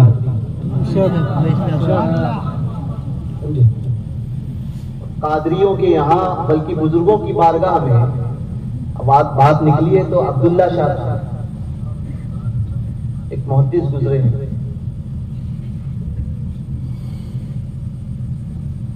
तो वो गए किसी बुजुर्ग की बारगाह में, देखा कि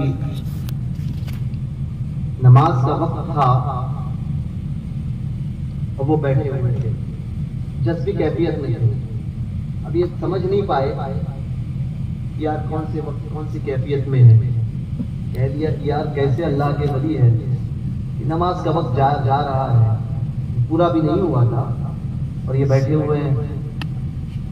जाने लगे तो उन्होंने बुलाया, इधर आइए शाह साहब, बुलाया, पकड़ लिया। बोले आवाम की दुआ क्यों होती है समझ में आता है, तुम्हारी भी दुआ क्या, आप कहना क्या चाहते हो। समझे थे आम फकीर, कहा कि आलिम को अल्लाह ने 4 आंखें दी है, एक ये, 2 ये होती है और 2 दिल की होती है। इल्म हासिल किया मगर दिल की आंखें नहीं खुली, दिल की आंखें नहीं खुली। तो ऐसा किताबें पढ़ना ताकि देख तो लेते फकीर के ऊपर तंज कर लेते। हाथ पकड़ा, अंदर हुजरे में डाल दिया तो देखते हैं कि वही बुजुर्ग कयाम फरमा रहे हैं हालत नमाज में। ताजुल औलिया शहंशाह तकदीर, ताजुल औलिया को देख ले। एक गए और जाके कहा कि हजरत तो ऐसे ही है, नमाज कहाँ है।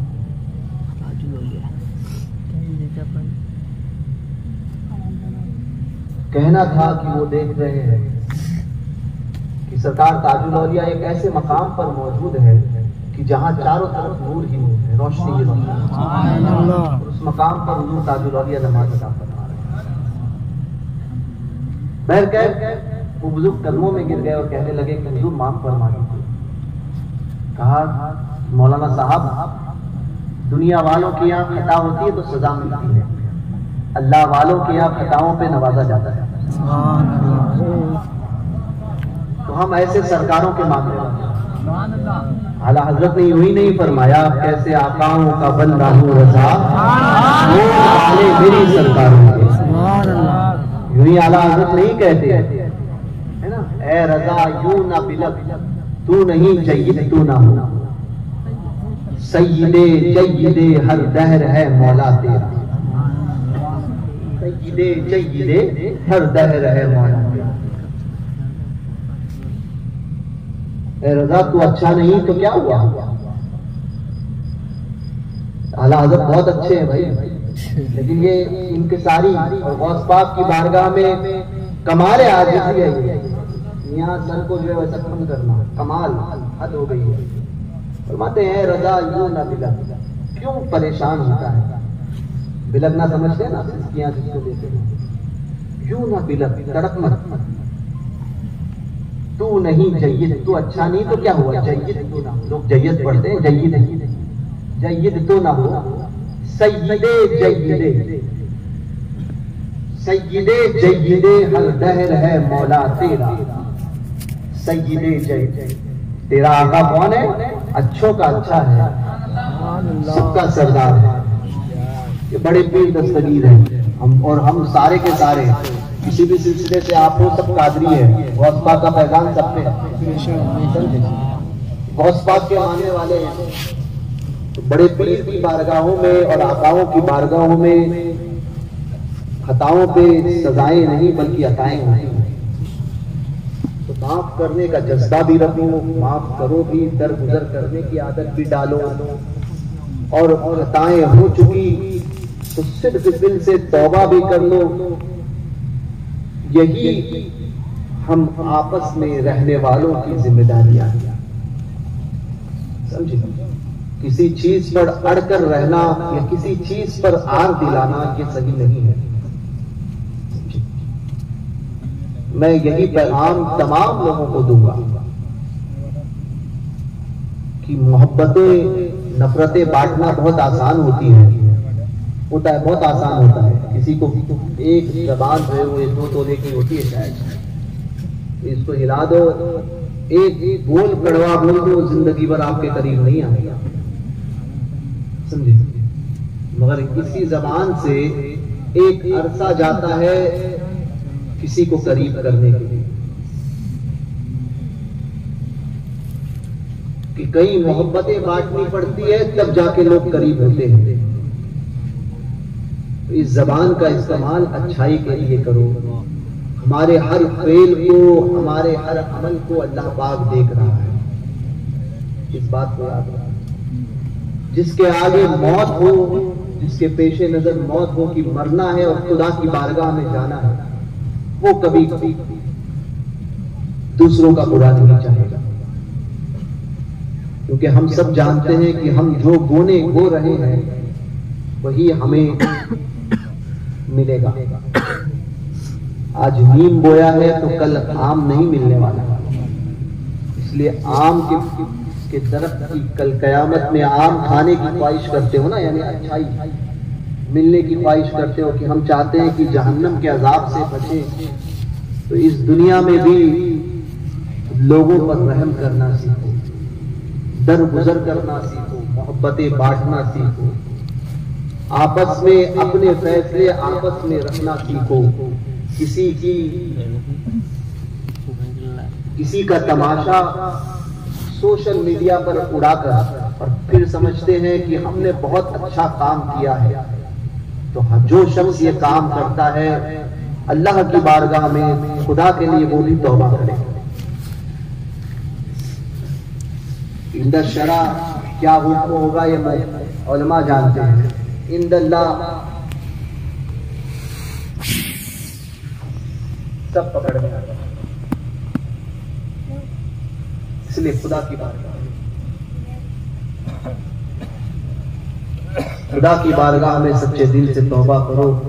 हर एक अपनी आखिरत की तरफ देखें।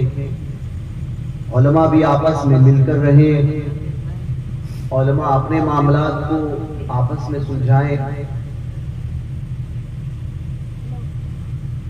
दूसरी बात और आखिरी,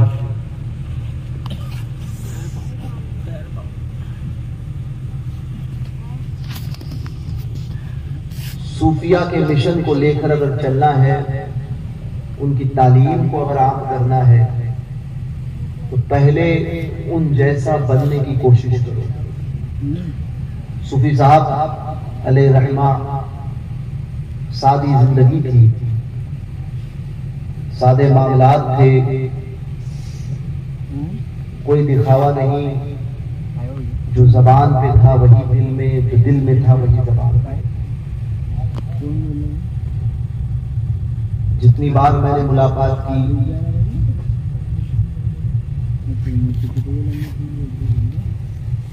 एक अजीब बात उनके अंदर पाई। अल्लाह तबारक व तआला इस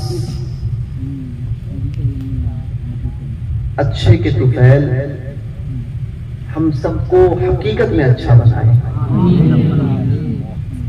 दिलों के मैल को हम सबके दूर फरमाए, जंगों को दूर करे, आपस में मोहब्बतें हम सबके कायम फरमाए।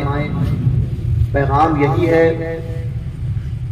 कि हर एक अपने इलाके में तवज्जो दे, बच्चियों की तरफ, अपनी बहनों की तरफ, कि किसी को कोई चीज, कोई बेवा है, कोई यतीम है, कोई परेशान हाल है, अगर हमसे हो सकता है तो उसकी मदद करे। हर एक अपनी अपनी तौर पर अपनी अपनी जिम्मेदारी को समझे, फितनों में पड़ने से बचे। हुजूर मुफ्ती आजम का एक शेर है जो नात के लिए सरकार मुफ्ती आजम ने लिखा था। उस शेर का मतलब था, वो हंसी क्या जो फितने उठाकर चले। मैं मनकबत के तौर पर हुजूर मुफ्ती आजम के लिए वो शेर पढ़ता और इन सरकारों के, वो हंसी क्या जो फितने उठाकर चले, हाँ हंसी तुम हो जो फितने दबा कर चले। हाँ हंसी तुम हो जो फितने दबा कर चले। भैया दबा कर चलना सीखो। कामयाब होना चाहते हो अल्लाह की बारगाह में, अगर इनामात के ख्वाहिशमंद हो कि कल कयामत में मेरा रब मुझ पर इनाम फरमाए, तो फिर इस दुनिया में मखलूक पर रहम करना सीखो। जब जानवर पर रहम करने के लिए करने पर अल्लाह पाक इतना खुश होता है, तो इंसान पर रहम करोगे तो क्या आलम होगा उसकी अताओं का, उसकी बख्शिश का, उसकी नवाज का। ये सारी चीजें हैं जो पेश करनी थी और याद रखिए, इनमें से या इसके बाहर से किसी एक पर्दे वाली पे इस मिंबर पर अल्लाह उसके रसूल की, अल्लाह तबारक व तआला को कि अल्लाह उसके रसूल की बारगाह को पेश नजर रखते हुए मैं ये बात कह रहा हूं, एक पर्दे वाली बात, ना आज ना कल ना 15 दिन पहले ना 20 दिन पहले, किसी तरह से न तकरीर पे न फोन पर न तहरीर में किसी तरीके से मुझसे कोई बात नहीं कि इन बातों का जिक्र करना, समझे?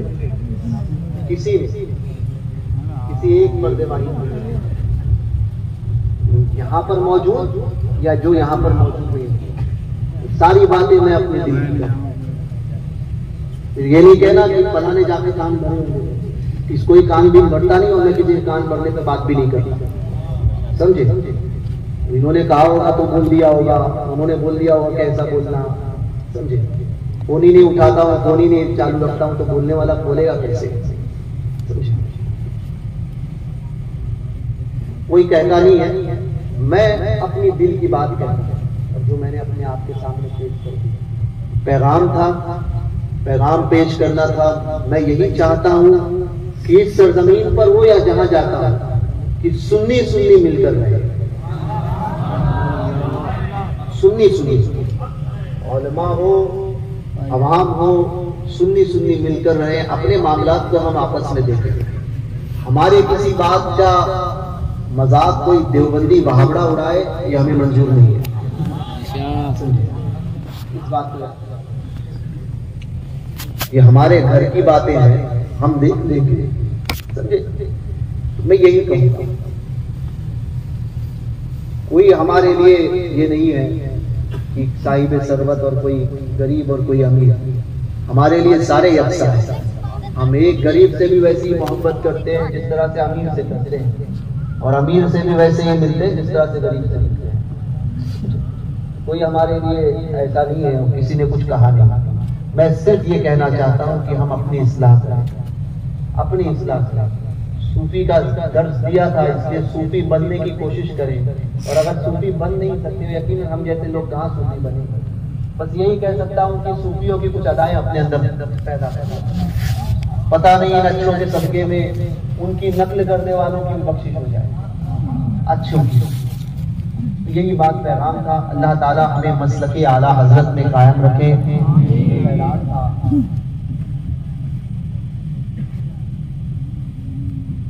ऐलान था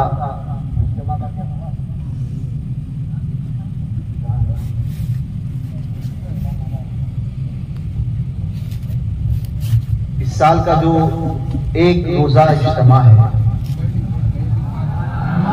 बल्कि 2 रोजा है, एक रोजा औरतों के लिए है और एक मर्दों के लिए, तो वो तो इसी सरजमीन भुसावल में है। दिसंबर की 28 तारीख को औरतों का इज्तिमा होगा और 29 तारीख को मर्दों का, सुबह 10 बजे से रात 10 बजे तक। तो उसमें मिशन की जानिब से कूपन है, 1100 रुपये वाले 500, 100 और फिर कोई 11,000 देना चाहे, 15,000 चाहे सब। और मैं यही चाहूंगा कि इस काम के लिए मिशन के अफराद को मुझे या इन उलमा को पैसे वालों के दर के पास जाने की जरूरत नहीं पड़ेगी, साहिब सरवत के चौखट पे जाने की जरूरत ना पड़े। ये मजदूरी करने वाले लोग ये काम करें।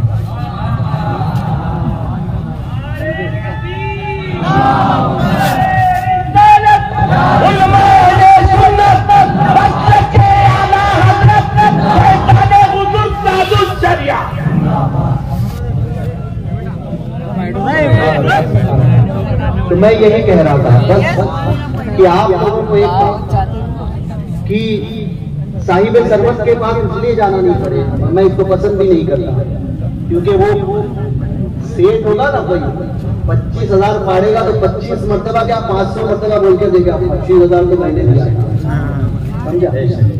और एक गरीब 11,000 भी देगा तो कभी फिक्र नहीं करेगा।